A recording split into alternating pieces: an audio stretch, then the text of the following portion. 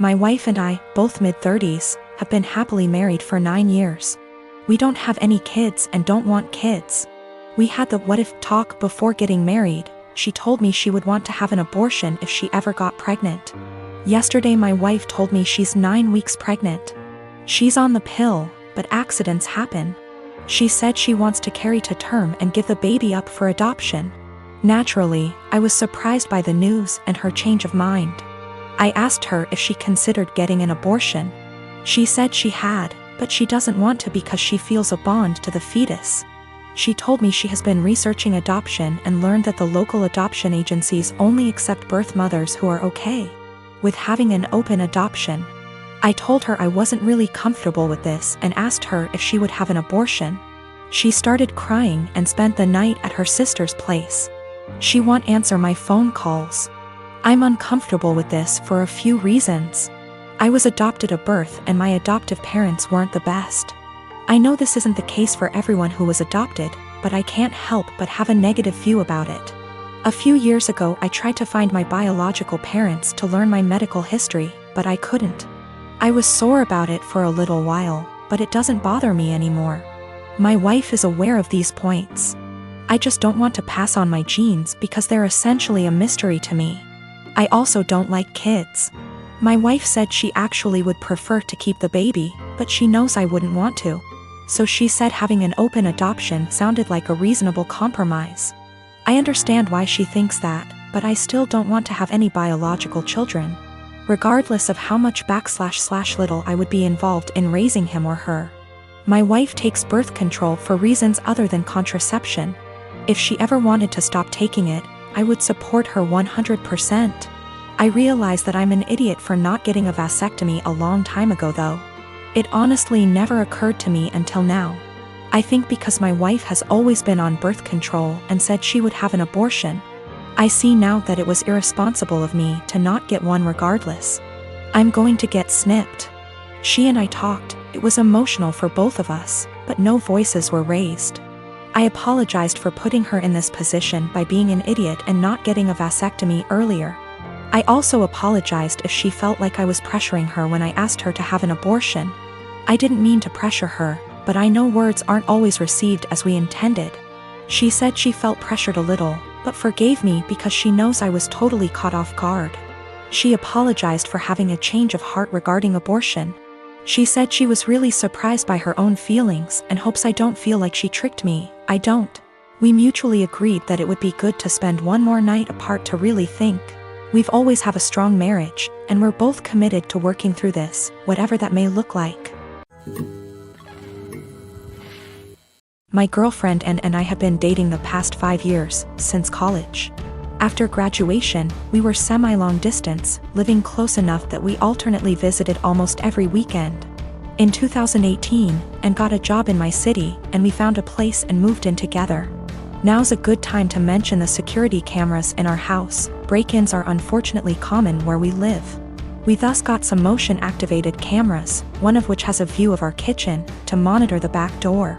The cameras only record when there's motion so they can retain footage for a very long time. And of course knows this. About a year ago, and started complaining I wasn't contributing equally to chores. I've been obsessive about chores my whole life. Growing up, not doing the dishes meant no video games for a week. When I lived with roommates, I was always the chore Nazi, making damn sure we all stuck to our chore wheel. And is just as fastidious about chores, so we just naturally alternated who did what. I'd just been brushing her remarks off, but over the last few months they've become much more aggressive. E.g. I was vacuuming and said, "Look at you finally cleaning up around here." I replied that we alternated vacuuming, to which she retorted, "No, you've vacuumed maybe twice since I moved in." Exchanges like this have been happening so frequently that I began to doubt my own recollection. Am I not as clean as I thought? Finally, she exploded at me last week. She said that having to stay home constantly over the past weeks exposed how little I do around the house, and that she didn't move in just to be my maid. Questioning my own sanity, I spent a few hours going through the entire 1.5-year archive of security camera footage, and tallied the exact number of times the kitchen cam caught each of us doing dishes, our cleaning supplies, vacuum, mop, etc. are in the kitchen pantry, so I also tallied up how many times we grabbed cleaning stuff. To my vindication, the tally showed that we indeed split chores equally. She vacuumed / mopped 5 more times than I did. I did dishes 20 more times than she did. Given that we vacuum / mop at least once a week and do dishes at least every day, these are insignificant differences over the year and a half we've lived together. When I confronted Anne, she shrugged off her behavior as remembering things differently, but the real sin here was what I did, which she called an unforgivable violation of her privacy, akin to abusive stalking. She has broken up with me and is trying to move out, although obviously this is difficult due to current circumstances. I'm totally heartbroken, and was the love of my life, and I can't believe she destroyed our relationship like this. To make matters worse, she told many of our friends, who are mostly siding with her. They've been texting me that what I did was creepy, abusive, controlling, invasive, etc. I'm at a loss. I'm beginning to think I'm the one who's off base here. I and my husband tried for 5 years to get pregnant. Testing eventually revealed I have eggs of steel, and without medical help I'll never get pregnant. So that's what we did. Gave our samples, 1 petri dish, and 9 months later I have 2 beautiful fraternal twin boys, Jack and Adam. Thing is, Jake has a condition. Without going into detail, requires a shot once a week. Once he is older he can take pills. I went back to work and mother-in-law offered to watch the babes. She's wonderful. I trust her 100%. They were 9 months. Now 16 months. During this time she would give his injection as we had a schedule. 10 a.m. before snack and nap. Worked very well until a month ago when she gave the shot to the wrong kid. Now they may be fraternal, but they look identical. I'll be honest, my husband and I even mix them up sometimes. Everyone does.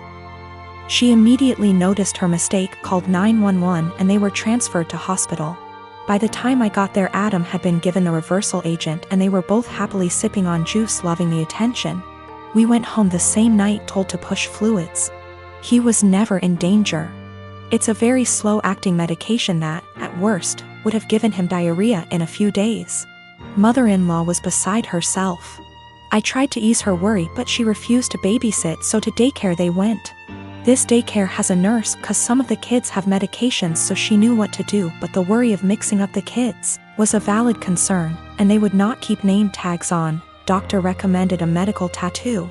Explained they tattoo a freckle, no bigger than the end of a pencil eraser, on an area of skin that's easily seen while the child is under mild sedation, similar to dental offices. Because of the area it usually fades in 2 to 3 years, but by then they should have developed more personal features, and may not need it redone. So after discussion with my husband we did it. He has a 2 mm brown freckle on his earlobe. From entering the office to leaving it took 30 minutes. Never felt a thing. Mother-in-law lost her shit the second I mentioned a medical tattoo.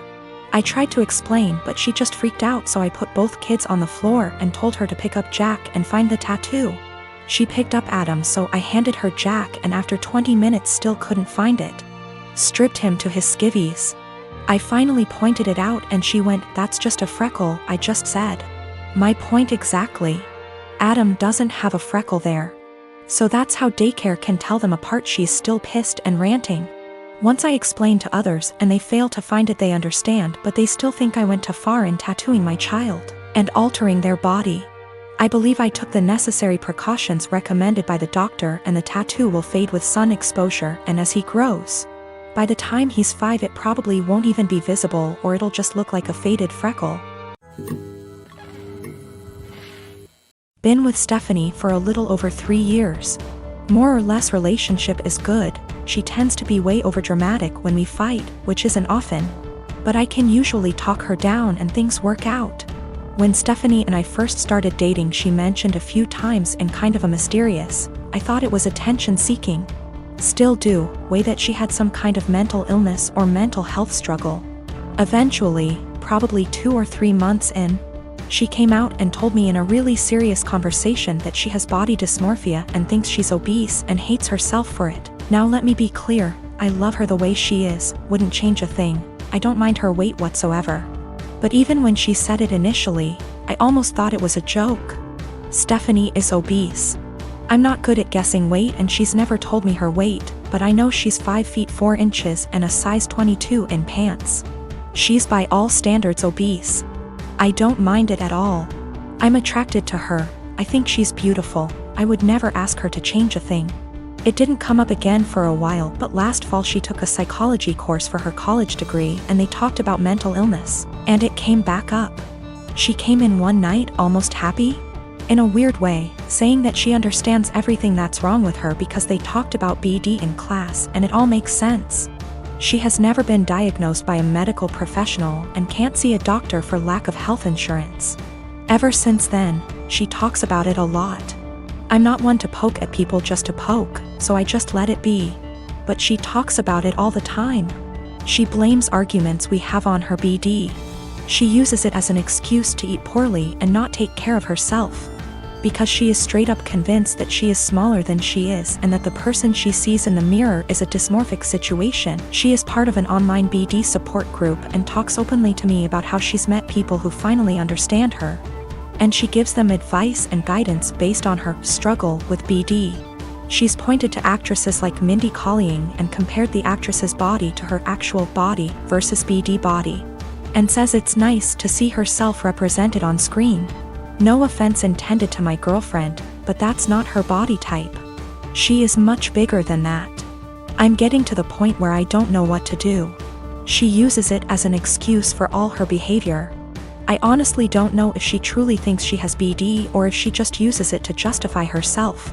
When we first moved in together, she would cover all the sizes on the tags of her clothes with Sharpie so I wouldn't see them. She's since stopped doing that, or only does it when she remembers.